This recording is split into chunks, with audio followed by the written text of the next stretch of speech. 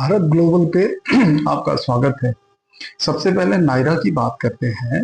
European union ने भारत की नायरा जो कंपनी है, रिफाइनरी है, उसके ऊपर उन्होंने बहुत ज्यादा सैंक्शंस लगा दिए हैं। और ये लगभग 18 जुलाई की बात है। अब तक आपने बहुत कुछ सुन लिया होगा नायरा के बारे में।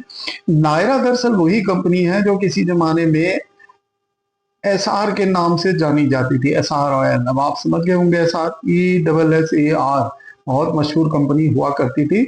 उसके बाद इसमें रशिया की रोजनेफ्ट ने 49.13% खरीद लिए। तो लगभग 49 रशिया के रोजनेफ्ट के और 51 आपके इनके हो गए, एसआर के। तो ये अब इसका नाम पड़ा नायरा। अब नायरा ने रिफाइन करके रिफाइनरी की जो कैपेसिटी है काफी ज्यादा बढ़ा ली थी। और इसके मेजर जो वो थे सब कस्टमर और क्लाइंट्स थे, वो यूरोपियन कंट्रीज थी, यूरोपियन यूनियन था। और ये बेसिकली वाइट फ्यूल सबसे ज्यादा बनाते थे और बेचते थे, जो कि हवाई जहाज के अंदर यूज किया जाता है एज ए फ्यूल।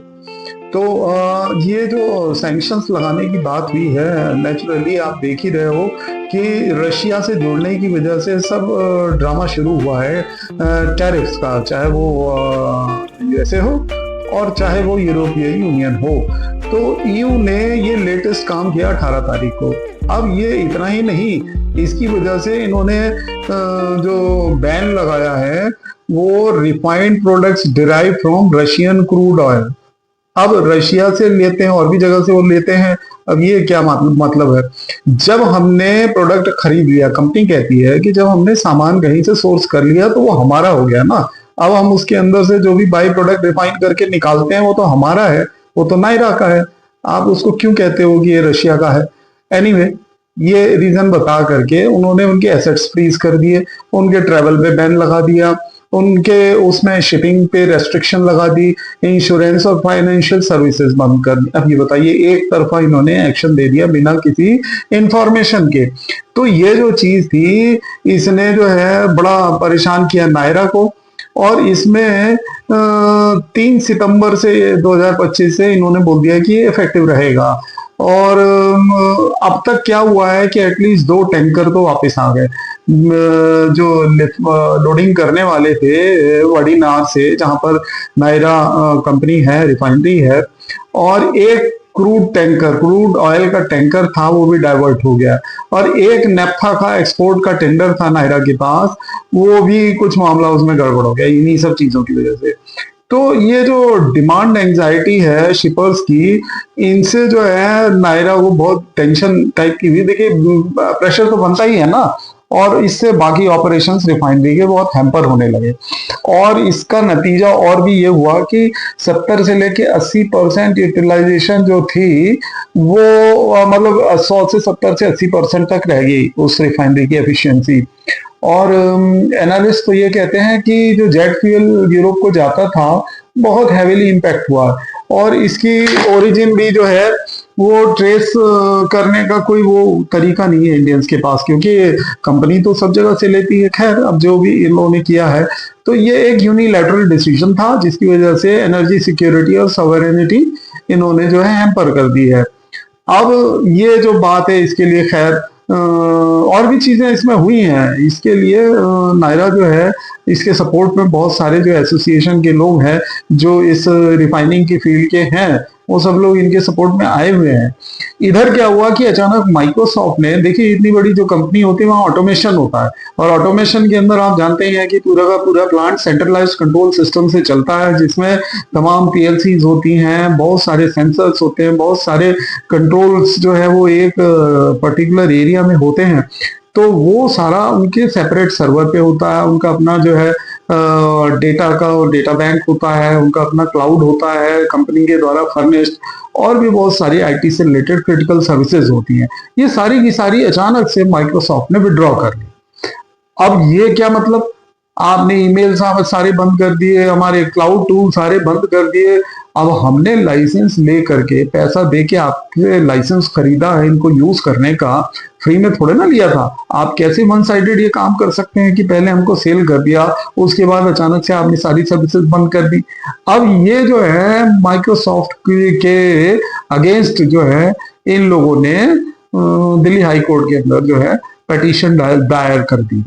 और इस चीज को जो है नायरा ने जो है लेबल किया है कि कॉर्पोरेट ओवर रीच है, और इनिशिएट किया इन लोगों ने लीगल प्रोसीडिंग्स को दिल्ली हाई कोर्ट में, और सीख किया है कि interim injection to restore services and prevent disruption, आप इनको वो करिए। लेकिन इन द मीन टाइम उनको ये लग रहा था कि भाई ये तो बड़ा ही गड़बड़ मामला है, तो इस कभी भी ऐसा कर सकते हैं हरकत। तो उन्होंने इंडियन एक प्रोवाइडर है Rediff.com, बॉम्बे बेस्ड है, तो उनसे जो है एटलीस्ट एम्प्लॉय कम्युनिकेशन और ये सारी ईमेल से और डाटा वगैरह ये सारी चीजों के लिए उन्होंने उनसे संपर्क किया है। लेकिन इधर क्या हुआ, 30 जुलाई को माइक्रोसॉफ्ट ने रीस्टोर कर दी अपनी सारी सर्विसेज, और दिल्ली हाई कोर्ट ने परमिट कर दिया कि विड्रॉल आप कर सकते हैं, but kept the door open if issues recur, तो आप फिर हमें इन्फॉर्म कीजिए, नायरा को बोला, और हम एक्शन ले लेंगे, चाहे वो WTO में हो, चाहे वो लोकल हमारे लॉ के हिसाब से चलता हो। तो ये चीजें हुई नायरा से संबंधित।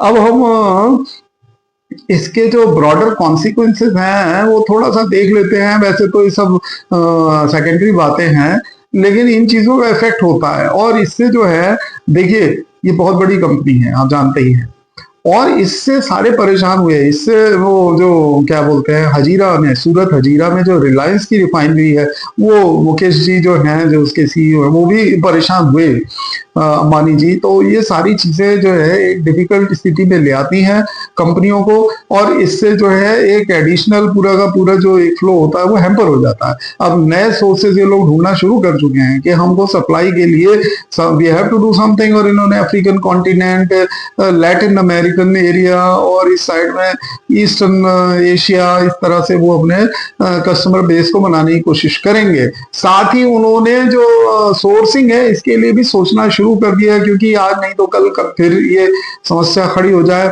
और इनफैक्ट मैं आपको बताता हूं कि रशिया भी अपने उसको स्टेक को सेल करना चाह रहा है, समवे और अदर ये एक डिसीजन उनकी तरफ से होने की बात सुनी। तो खैर जो भी है, अब वो सारी चीजें तो हैम्पर हो गई ना, क्योंकि ये जो नया इन्होंने वो कर दिया कि भाई ये तो जो है इस तरह से हम आप पे बैन लगा दें, तो उससे वो भी उनका जो था सेलिंग का प्रोग्राम स्टेक्स वो भी लटक गया। अब आते हैं कि भाई एक मजेदार खबर ये थी कि मिस्टर ट्रंप ने रशिया को फिर से एक नया अल्टीमेटम दिया कि भाई आप टॉकिंग टेबल पे आइए, आप बातचीत की टेबल पे आइए और ये युद्ध बंद करिए।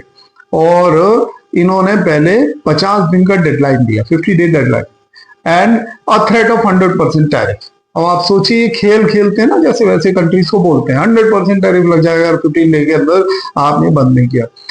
फिर पता नहीं क्या हुआ, वो उसको 50 डे से लेके 10 डेज पे आ गए। तो अब हुआ ये कि यूएस प्रेसिडेंट के इस अल्टीमेटम के बाद ये एक तरह से जो है ना, ये था कि भाई हम तुमको इकोनॉमिक पनिशमेंट फेस करने के लिए मजबूर कर देंगे। अब ये डोनाल्ड ट्रंप साहब इसको रशिया को बातें कह रहे हैं, और ये जब से 10 डेज का इन्होंने जो है वो डेडलाइन बताया कि भाई आप अपनी जो है लड़ाई खत्म करिए यूक्रेन के साथ, तो अब ये था कि पुतिन साहब का रिस्पॉन्स बड़ा बैलेंस था, उन्होंने ज्यादा इसमें कुछ बोला ही नहीं, और from the Kremlin the reaction was firm and unfazed, कोई फर्क नहीं पड़ा। जैसे हाँ, उनके जो स्पोक्स पर्सन है दिमित्री पेस्कोव, तो उन्होंने इस थ्रेट को एक तरह से डिसमिस कर दिया। ये एक पॉलिटिकल थिएटर की तरह से उन्होंने बताया इसको, ये this is not a path for the peace, इस तरीके से पीस नहीं आता, ये तो आप सर्कस एक्ट कर रहे हैं। We don't go to deadlines, we create history, that's what Russians told. तो ये फर्म और बड़ा स्ट्रांग रिप्लाई था, लेकिन बड़ी साइलेंट रिप्लाई थी उनको। अब स्ट्रेटेजी क्या है रशिया की? Russia didn't escalate it, analysed it, उन्होंने इस बात को बढ़ाया नहीं, एनालाइज किया, और ऑफिशियली इस चीज को वो किया कि भाई ये नेग्लिजिबल है, इसको ध्यान मत दीजिएगा। और इंस्टेड ऑफ फोकसिंग इस पे, इन्होंने ब्रिक्स पे जो है फोकस करना शुरू कर दिया मॉस्को ने। और अपनी एनर्जी डील्स इंडिया और चाइना के साथ और मजबूत करनी शुरू कर दी और डी डॉलराइज को डीप करने लग गए। चाइना को भी बड़ी खुशी हुई कि ये सब हो रहा है और इंडिया भी लपेटे में आ ही रहा है। आज इंडिया, आपने सुना ही होगा, 25% टैरिफ उन्होंने वो कर दिया, इम्प्लीमेंट कर दिया इंडिया के एक्सपोर्ट पे। एनीवे, तो कुल मिलाकर के ये था कि रशिया ने एक ये भी बात कह दी कि we are not like Israel और ईरान, आप हमको झुकाई है कि कोई झुकाने की कोशिश मत करिए। हाँ, pressure won't bend Russia spine. तो ये था। और दूसरा ये था कि as Washington signals confrontation, Russia counters with calculation in Putin's eyes, Trump's tariffs are just economic threats. They are signs of fading unipolar world. अब में मामला ही खत्म हो रहा है यूनिपोलर वर्ल्ड का, अब ये मल्टीपोलर वर्ल्ड है। इंडिया भी कह चुका है इस चीज को। तो ये जो नया चेसबोर्ड बना है, ग्लोबल चेसबोर्ड, इस पे रशिया वेस्ट के हिसाब से चलने को बिल्कुल भी तैयार नहीं है। तो ये एक शॉर्ट सा वीडियो मैंने आपको तैयार करके दिया है जिसमें कि 2 टॉपिक कवर किए हैं। इसके अलावा भी ऑपरेशन महादेव पे आपने सुना ही होगा पार्लियामेंट में। देखिए, मैंने लास्ट वीडियो में बताया था कि 20,000 सीआरपीएफ के जवान भेजे गए हैं और जम्मू एंड कश्मीर में। तो उसके पीछे यही रीजन था कि वहां टिप ऑफ मिल गया था कि चीजें कुछ चल रही हैं। इंटेल मिलने के बाद इन लोगों ने घेराबंदी शुरू कर दी और चीजों को जो है अपने कंट्रोल में लेने लग गए और इंश्योर किया कि कोई भी आतंकवादी भागने ना पाए, बॉर्डर क्रॉस करने ना पाए, और अल्टीमेटली इन्होंने गन डाउन कर दिया। अब चीजें जो पॉलिटिकल है वो अपनी जगह पर है, पर एक्शंस अपनी जगह पर हैं। गवर्नमेंट ने एक्शन लिया, रिजल्ट दिया, दैट्स इट। और भी चीजें चल रही हैं, चलती रहेंगी। देखिए, ये इंश्योर करना बहुत जरूरी है हमारी गवर्नमेंट को कि जो एक्सटर्नल थ्रेट है वो तो है ही, इंटरनल थ्रेट भी बहुत ह्यूज है। और इन सब चीजों को जो है they are taking measure of account of all those things. ठीक है, मिलते हैं अगले वीडियो में। जय हिंद, जय भारत।